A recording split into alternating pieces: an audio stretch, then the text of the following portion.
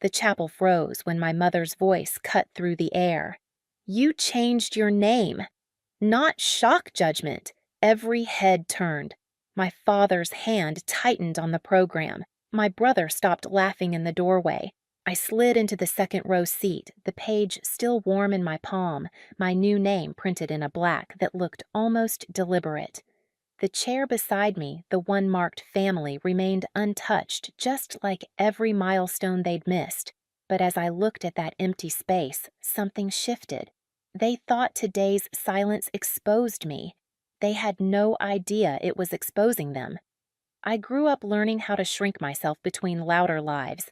In our house in Austin, noise meant importance, and importance never belonged to me. I remember the way my mother's heels clicked across the tile whenever Brendan needed something louder, sharp, or urgent in a way my needs never were. Vivian always got the soft tone, the warm hands on her shoulders, the lingering attention that made the room bend toward her. I was the quiet one, the one who cleaned her own messes, packed her own lunches, and learned early not to interrupt the conversations that flowed over me like water. The first time I noticed the pattern, I was 12. Vivian had a school art show, a row of painted canvases propped along the gym wall.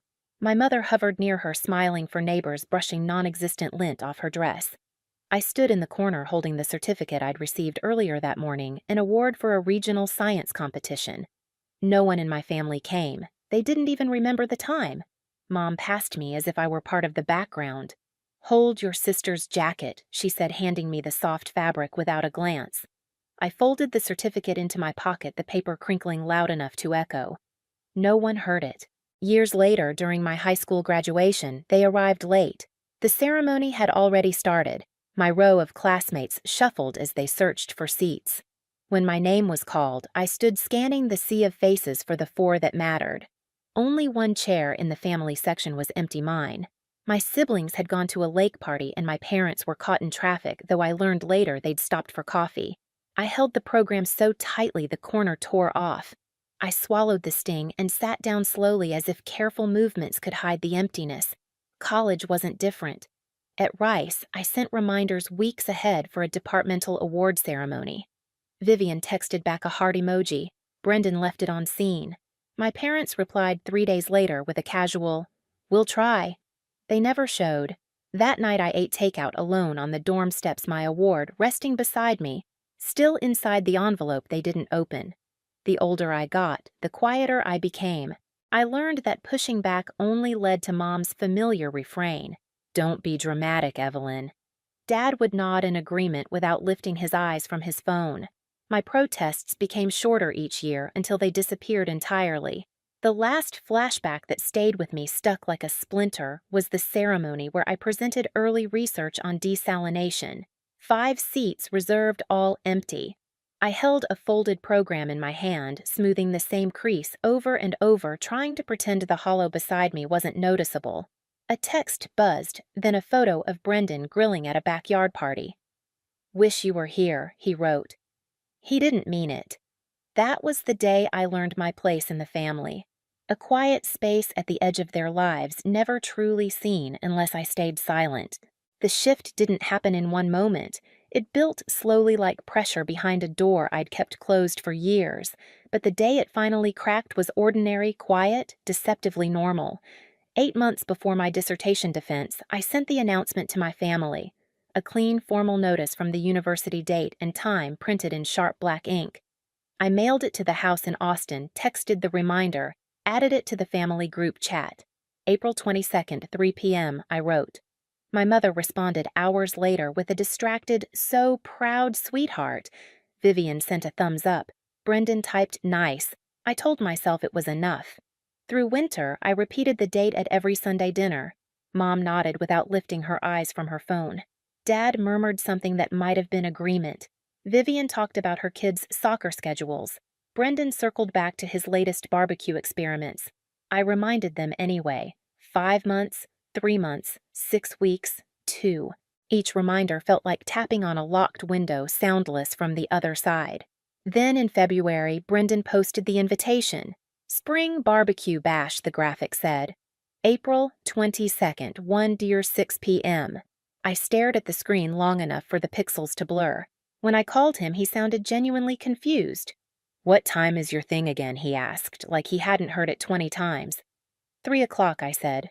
"People can do both," he replied. "Just come after." Stanford was an hour away. He knew that.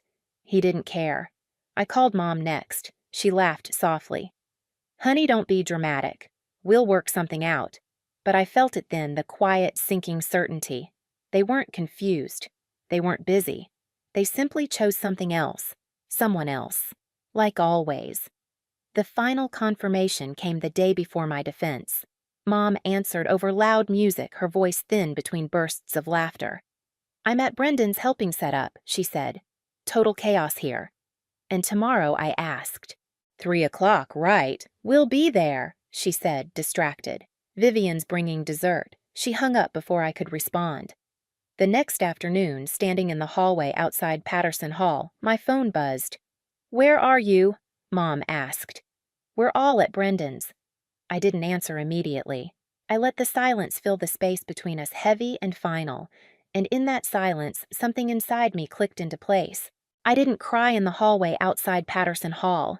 I didn't call anyone back. I didn't explain. I gathered my notes, walked into the auditorium, and defended 8 years of work to a room missing 5 faces that should have been there. And when it was over, when "Congratulations, Dr. Evelyn Brennan" echoed across the chamber, I felt nothing but an ache so familiar it was almost quiet. That night, while messages from my family stacked unanswered on my screen, I sat alone in my apartment with the blinds half closed. The glow from my desk lamp pooled across the table, washing over piles of research papers, my laptop, and the program from the ceremony. I smoothed the crease running down its center. One last time. Then I opened my laptop and created a folder titled Transition. No emotions, no hesitation. Just a folder and the first step toward a life they would no longer have access to. I started with the essentials. I downloaded the name change petition from the county website, printed it. The sound of the printer humming in the quiet apartment felt strangely grounding. Instruction pages, required documents, identification guidelines. I highlighted each section with steady strokes. My pen didn't waver once. Next, financial accounts. I logged into each one, updating contact information, saving statements into the new folder labeled Records. I exported 2 spreadsheets, one listing every account tied to my old name, another mapping how each would shift under the new one. It wasn't revenge, it was order.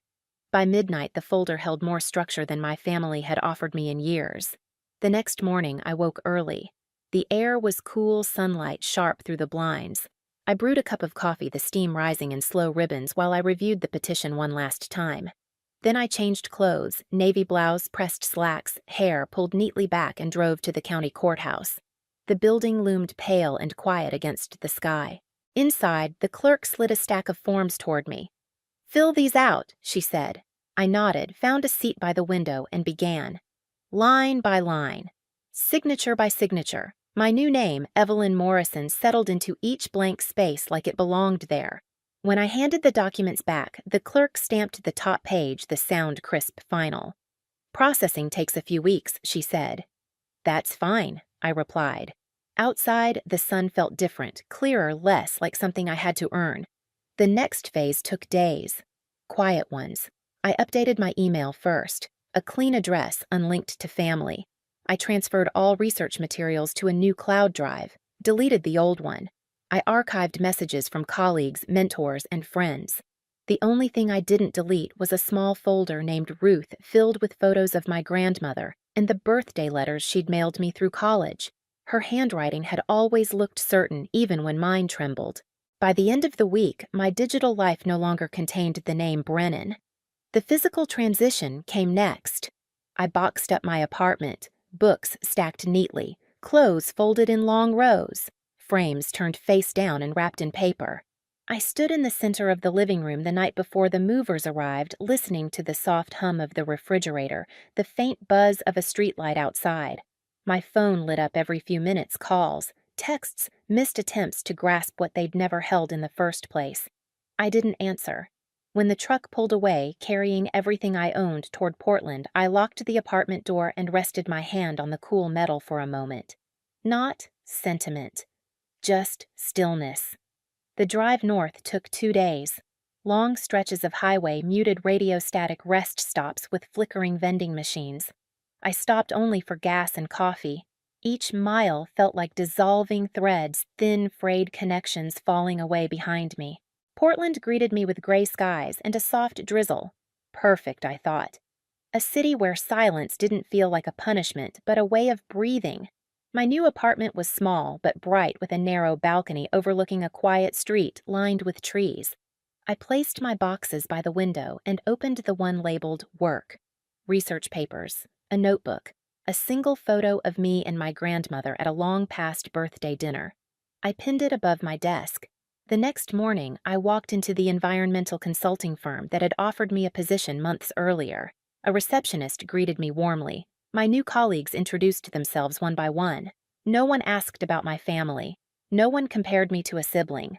I sat at my new desk, logged into my new account, and felt a strange, unfamiliar steadiness settle in my chest. In the evenings, I continued the quiet work. I changed the name on my driver's license, updated my voter registration, replaced my medical records, reassigned emergency contacts, closed the last bank account with the old surname. Each task brought its own small sound, the tap of keys, the click of a button, the soft rip of an envelope. Not dramatic, not triumphant, but precise. Controlled. Mine.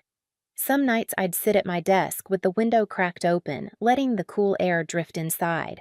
I'd reach for a form, a bill, a document, and feel that familiar tightening in my chest ease just a little. This time, I thought sliding another page into the completed folder. I won't fix what they've broken. It wasn't a vow, just a boundary.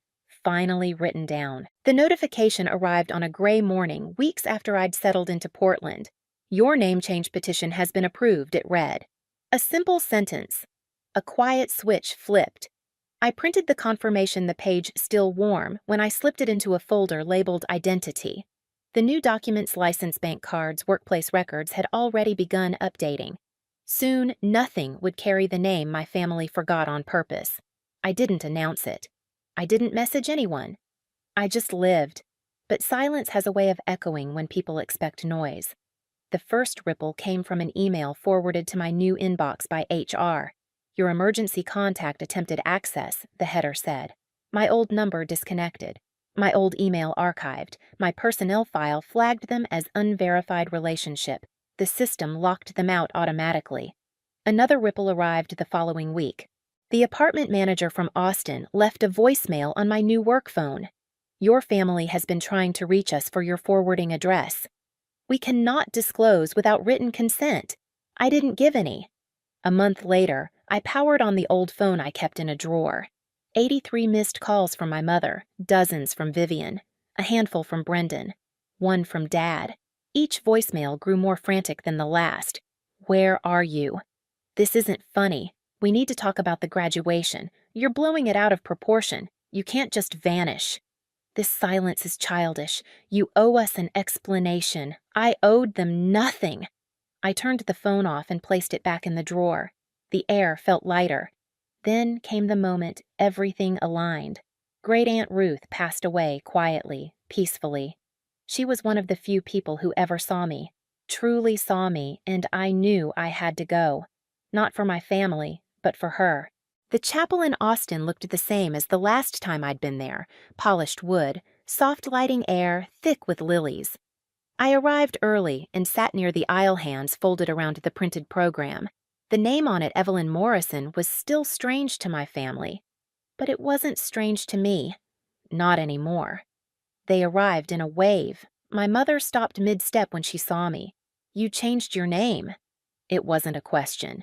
It was an indictment. My father's jaw tightened. Vivian blinked in disbelief. Brendan looked like someone had slapped the air from his lungs. Their eyes flicked to the program, then to me, then back again.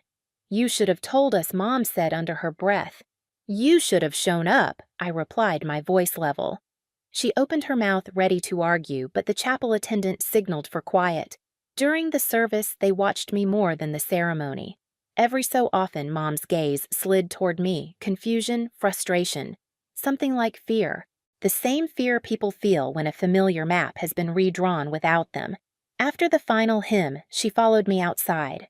"Evelyn, this isn't fair," she whispered. "We made a mistake. Families move past things." I stood by my rental car, the soft wind shifting the edge of my coat. "You chose a barbecue over my doctorate," I said. "You didn't forget. You prioritized." "That's not true, it is," I said. "And now the systems I exist in only recognize people who show up. You weren't listed. The rest handled itself." Her face tightened as if the realization finally landed. There was no argument she could make to undo a court record, a state file, a digital identity. Love could be claimed, but paperwork was immune to guilt. Vivian approached next. "You didn't have to go this far," she said. "I didn't go far," I answered. "I went where I was seen." Brendan didn't speak at all. I got into the car, closed the door, and watched their shapes blur through the windshield. They couldn't follow, not legally, not digitally, not emotionally. The life tied to my old name had ended without ceremony. The one tied to my new name had already begun. And for the first time, the loss wasn't mine. Portland settled around me the way a soft night settles around a cooling street, quiet, unhurried, indifferent in the gentlest way.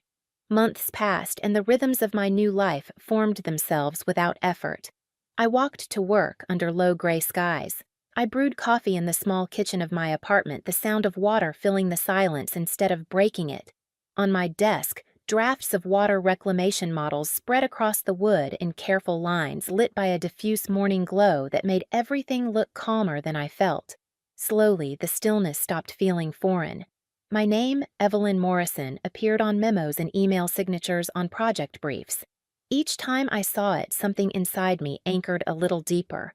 At meetings, colleagues asked for my opinion without comparing me to anyone else. After work, a coworker would invite me for coffee, or Alex would meet me at a small cafe tucked between two brick buildings. He listened. He remembered details.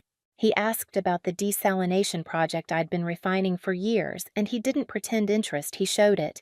Some nights, I'd sit on the balcony with a blanket around my shoulders, the city humming softly in the distance.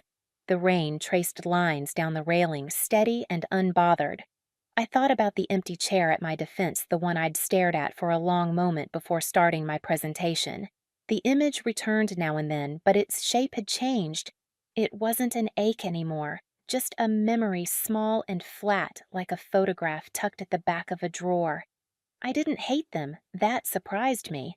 Hatred required weight, and I no longer carried theirs. The paperwork had done one thing I never could. It carved a clean boundary. Not a barricade, just a line. On one side, the life where I waited to be chosen. On the other, the life where I didn't. When I left the courthouse months earlier, I hadn't been running from my family. I'd been walking toward myself, toward a name that belonged to someone who showed up for me even when no one else did. Now, in the soft drizzle of an Oregon evening, I realized something quieter than forgiveness, simpler than closure. I wasn't missing anymore. I had arrived. Boundaries aren't punishments. They're proofs of where you finally learned to stand. My family spent years forgetting me in rooms I worked hard to enter. So I built a life in a place where showing up wasn't optional. Now, when I sign my name, Evelyn Morrison, the silence that follows isn't empty. It's mine. And some doors stay closed simply because I no longer knock.